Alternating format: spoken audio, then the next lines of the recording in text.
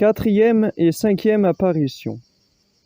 Un religieux franciscain apparut un jour entouré de flammes ardentes au bienheureux Conrad d'Affida et le supplia de le soulager, par ses prières, des peines très vives qu'il éprouvait. Le saint récita aussitôt pour lui un pater avec le requiem, et le défunt, en ressentant un grand soulagement, pria le charitable religieux de recommencer ce que celui-ci s'empressa de faire.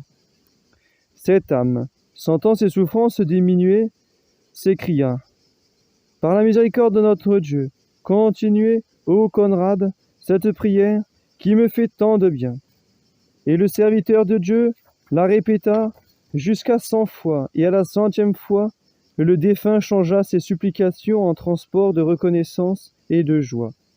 Il était délivré du purgatoire et entré dans la gloire du ciel. Disons donc souvent ces courtes prières pour les défunts.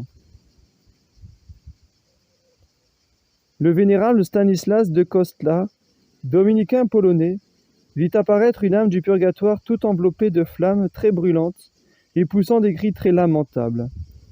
La violence du feu qui la transperçait paraissait telle que le bon serviteur de Dieu ne put s'empêcher de lui demander quelque comparaison qui pût lui en faire connaître la force. « Tu me demandes une comparaison, répondit-elle.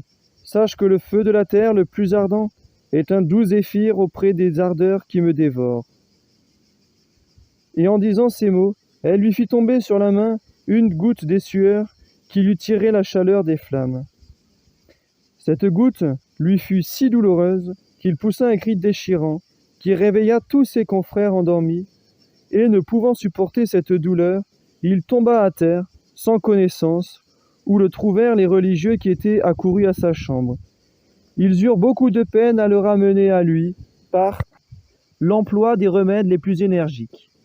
Quand on lui demanda la cause de ses cris, il montra sur sa main la plaie produite par la goutte de sueur, dont il souffrit toute sa vie.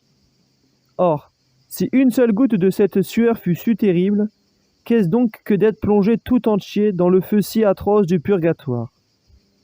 Apprenons de là avec quel soin nous devons l'éviter, et combien nous devons soulager ceux qui y sont plongés, par toutes sortes de bonnes œuvres, surtout par des messes et des communions.